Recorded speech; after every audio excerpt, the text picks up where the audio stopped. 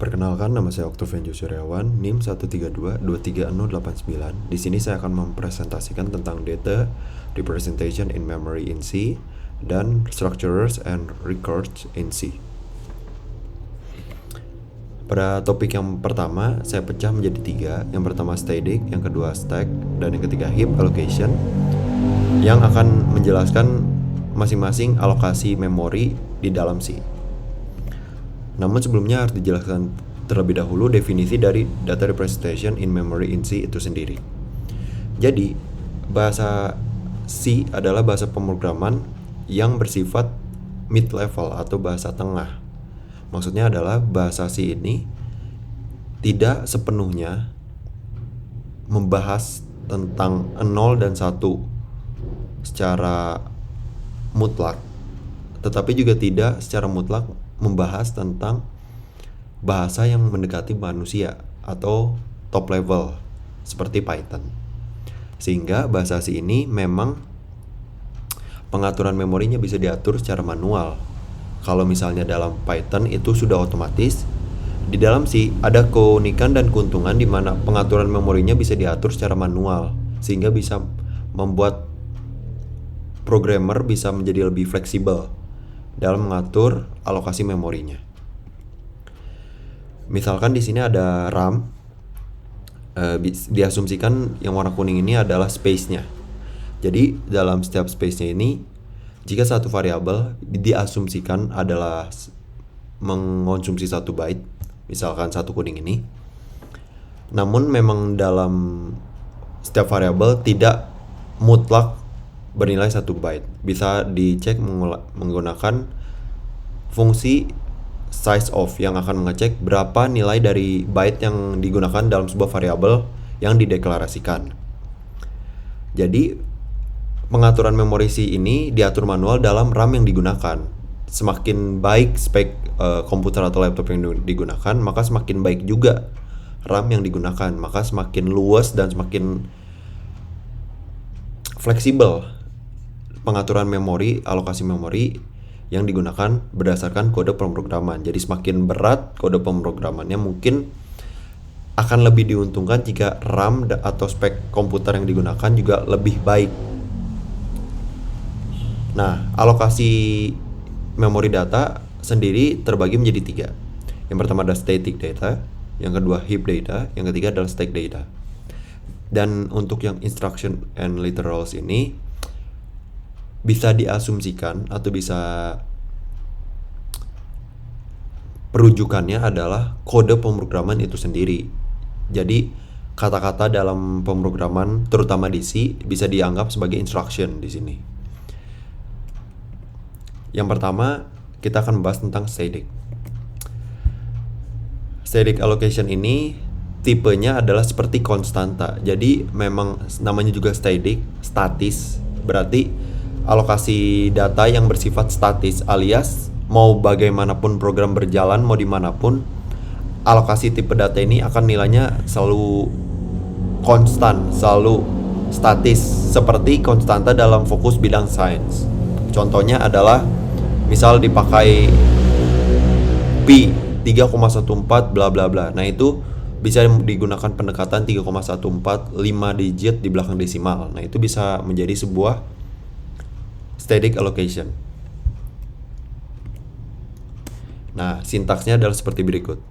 Saya mengambil dari website ini dan saya lihat adalah bisa dilihat ada static in count sama dengan 0. Jadi diinisialisasi sama dengan 0.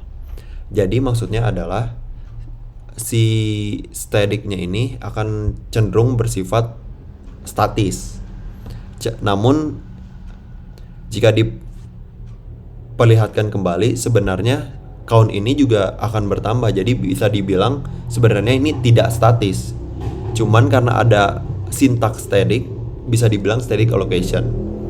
Jadi sebenarnya ini juga bisa dibilang seperti stack allocation yang akan saya sampaikan ke depannya. Namun sintaks static ini adalah tipenya apa, nama variabelnya apa, kemudian inisialisasi. Yang kedua adalah stack allocation. Stack allocation ini tipenya adalah berprinsip LIVO, FO, last in first out. Jadi maksudnya adalah seperti, analoginya adalah seperti rak piring. Jadi misal sudah mencuci piring, ditaruh di paling akhir, which is paling depan, dan jika ada orang lagi mau ngambil, kemungkinan besar akan diambil piring yang paling terakhir dicuci. Jadi mencuci piring dimasukkan ke sini, jika mau dipakai lagi pasti piring yang paling luar yang dipakai. Nah, konsepnya adalah seperti itu. Dan analogi tersebut bisa diterapkan dalam pemrograman, dan ada yang disebut push, ada yang disebut pop. Push itu adalah ketika kita menambahkan variabel terbaru ke dalam pemrograman ini. Namun pop itu adalah menghilangkan. Jadi push dan pop ini kontradiktif, namun saling berkaitan. Nah, ini yang saya maksud. In score sama dengan 0. Ini yang maksudnya static allocation tadi. Jadi ini itu nilainya pada umumnya di luar dari in main. Jadi in mainnya mungkin di sini, dan di luar juga void. Nah, kalau stack itu biasanya di dalam void. Nah, kayak gini. Jadi bisa dibilang stack allocation itu salah satu contohnya adalah variabel lokal. Namun kalau static adalah variabel global.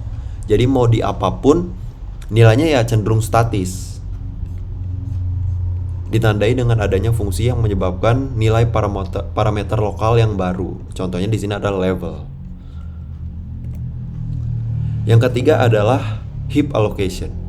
Nah, heap allocation ini ada perbedaan dengan stack allocation. Kalau static itu cenderung sama.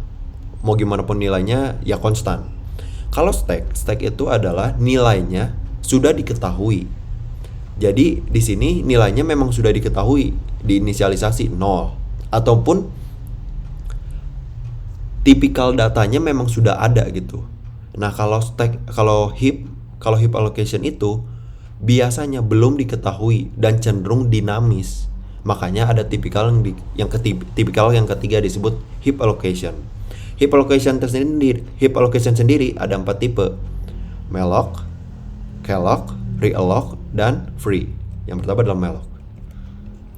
Nah, malloc ini tipikalnya adalah dia tidak menginisialisasi data. Misal sama dengan 0, dia tidak seperti itu. Jadi malloc ini difungsikan untuk penggunaan pemrograman yang tidak mempedulikan inisialisasi. Dan malloc ini berfungsi untuk berfokus kepada satu blok memori dengan ukuran tertentu. Jadi yang awalnya dinamis, yang belum diketahui panjangnya berapa, dengan malloc ini dia akan diubah menjadi panjangnya harus sekian, dengan heap allocation yang lain. Dalam sintaksnya adalah seperti berikut. Type itu tipenya apa, nama variabel dengan ada pointer, pasti ada pointer, dan malloc sama dengan malloc, dan ukurannya apa. Contohnya adalah di bawahnya. Integer, pointer score sama dengan malloc, size of integer. Nah, integer ini seperti yang saya bilang biasanya berukuran 4 byte. Yang kedua adalah calloc. Perbedaan malloc dan calloc, kalau malloc tadi hanya bisa 1 dan tidak diinisialisasi. Kalau calloc itu biasanya lebih dari 1 dan biasanya diinisialisasi sama dengan 0. Sehingga ini lebih mempedulikan inisialisasi. Namun kekurangannya adalah karena banyak blok memori data, maka prosesnya juga cenderung akan lebih lama karena memang banyak juga. Dan sintaksnya adalah seperti berikut. Calloc, jumlah bloknya berapa dan ukurannya berapa. Nih, contohnya adalah character, pointer name, calloc ada berapa? 2. Ukurannya adalah 32 dalam bentuk integer. Yang ketiga adalah realloc. Realloc ini fungsinya adalah untuk mengalokasikan data dinamis ulang kembali. Contoh, mengganti alokasi memori pada malloc, calloc dengan panjang data yang berbeda. Sintaksnya adalah seperti berikut. Realloc variabelnya apa? Pointer. ukuran baru. Contoh, awalnya tadi saya sudah pakai malloc, character pointer name, malloc size of character dikali 16.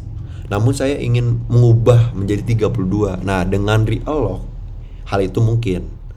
Jadi dengan name, realloc, name lagi, size of character dikali 32. Yang terakhir adalah free. Free ini konsepnya adalah seperti remove, seperti delete. Intinya adalah menghapus memori dengan free. Menghapus alokasi memori if oleh malloc, alloc, atau realloc. Caranya adalah free dan nama variabelnya apa. Jadi begitu sudah melakukan proses yang panjang dan Anda ingin menghapus alokasi memorinya, maka cukup dengan perintah ini, free, apa yang ingin dihapus. Untuk yang contoh soal dan implementasi akan saya bahas di akhir. Topik yang kedua adalah structures and records in C. Latar belakangnya adalah, misalkan saya ingin membuat sebuah data mahasiswa. Namanya siapa, asalnya dari mana, umurnya berapa, misalkan. Namun karena saya yakin mahasiswa di ITB itu sangat banyak, makanya jika saya melakukan hal tersebut 3 kali ini, misal diulang-ulang terus, tentunya proses untuk mendeklarasikan atau menyampaikan nilai variabelnya tentu akan sangat tidak efektif dan tidak efisien. Sangat membuang waktu dan sangat membuang tenaga. Dan tentu juga hasilnya mungkin tidak rapi, hasilnya berantakan, dan hasilnya juga tidak maksimal. Makanya diperkenalkanlah structure, atau dalam C adalah struct. Ini struct mahasiswa, char pointer name, char pointer address, integer age. Contoh, saya ingin membuat mahasiswa 1 dan mahasiswa 2. Nah, di mahasiswa 1 ini saya deklarasikan dengan mhs1.name dengan nama yang sebelumnya saya sudah terapkan. Nah, ada pun 2 cara. Yang pertama yang tadi, yang kedua adalah seperti ini. Dikurawalkan, baru di .name yang tadi seperti ini. Nah, untuk yang struktur atau structures itu adalah penggabungan dari banyak jenis tipe data dan variabel. Contohnya adalah ini, nama, address berupa karakter, berupa string lebih tepatnya. Namun age ini berupa integer. Jadi ada beberapa jenis tipe data yang berbeda yang bisa digabungkan, dikelompokkan menjadi satu, namanya adalah struct atau structures. Dan records adalah pemanggilan, seperti pemanggilan dari structures itu sendiri. Record berupa pembuatan variabel baru yang mencakup seluruh tipe data pada struktur. Nah, maksudnya adalah ini struct mahasiswa MHS1 MHS2 ini semua adalah record. Jadi menggunakan struct itu sendiri sebenarnya. Adapun sintaksnya seperti berikut. Struct, nama structnya apa, tipe data, member 1 tadi adalah string nama, string address, dan integer sampai seperlunya yang Anda butuhkan. Dan jangan lupa memang diakhiri titik koma dalam bahasa C, kurawal pembuka dan penutup, dan titik koma juga. Sebanyak N, sebanyak kebutuhan Anda. Contoh, 4 stack, static, heap, dan structures and records itu sebenarnya bisa diimplementasikan dalam kasus yang cukup sederhana. Tidak perlu yang kompleks, yang sederhana kita bisa terapkan sebenarnya.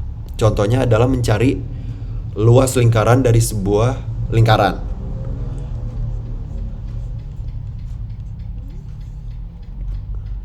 Dan saya juga sudah melakukan implementasi terhadap pemrogramannya, kurang lebih seperti berikut. Nah, di sini sudah ada nama saya. Spesifikasinya adalah menghitung hasil luas lingkaran berdasarkan input jari-jari. Nah, yang pertama adalah melakukan pemanggilan library. Untuk yang stdio.h itu seperti biasa untuk printf dan scanf. Namun untuk yang stdlibrary.h itu perintah malloc dan free. Saya menggunakan heap-nya adalah malloc dan free. Contoh, di sini adalah static konstanta double pi 3,14159. Digunakan nilai pi yang konstan sehingga tidak dapat berubah dalam program selama program berjalan. Ini yang saya maksud static tadi. Strukturnya itu adalah penyimpan data lingkaran. Data lingkaran itu yang saya ambil adalah pertama jari-jari sebagai input berupa integer, yang kedua adalah luas sebagai double sebagai outputnya. Integer double. Adapun saya menggunakan fungsi penghitung luas lingkaran dan menyimpan hasilnya dalam struktur. Di sini saya menggunakan struct karena saya ingin hasilnya itu return lingkarannya itu bisa saya pakai. Sebenarnya bisa menggunakan void, tapi saya memilih untuk menggunakan struct saja sehingga bisa mencontohkan penggunaan struct dalam menghitung luas lingkaran. Struct lingkaran pointer, hitung luas lingkaran integer jari-jari. Yang pertama adalah alokasi heap malloc. Struct lingkaran pointer lingkaran sama dengan struct lingkaran pointer malloc size of struct lingkaran. Jika hasilnya adalah null atau memang tidak dapat hasilnya, maka saya akan membuat ini menjadi gagal mengalokasikan memori heap dan menghasilkannya adalah null. Namun jika memang tidak ada apapun dan maksudnya berjalan lancar, maka dilakukan operasi seperti biasa. Lingkaran tanda panah jari-jari ini maksudnya adalah merujuk kepada struct yang ini. Lingkaran jari-jari yang ini maksudnya, which is ya jari-jari input R. Lingkaran yang luas yang ini double adalah Pi dikali jari-jari dikali jari-jari PR kuadrat. Dan akan mengembalikan lingkaran jari-jari dan lingkaran luas.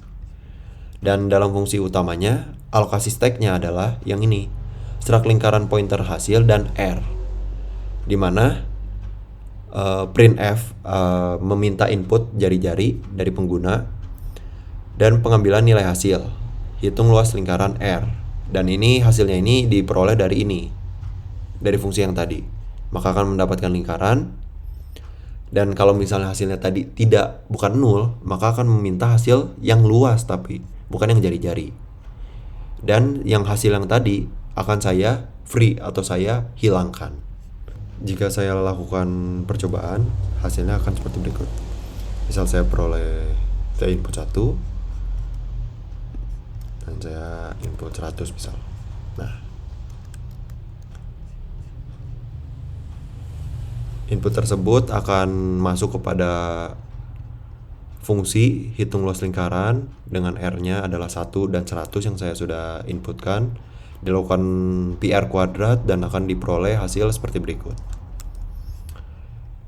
Adapun saya juga melakukan beberapa referensi dari buku referensi mata kuliah PMP, ada juga YouTube, dan ada juga beberapa link referensi yang saya jadikan bahan bacaan. Sekian dari saya, terima kasih.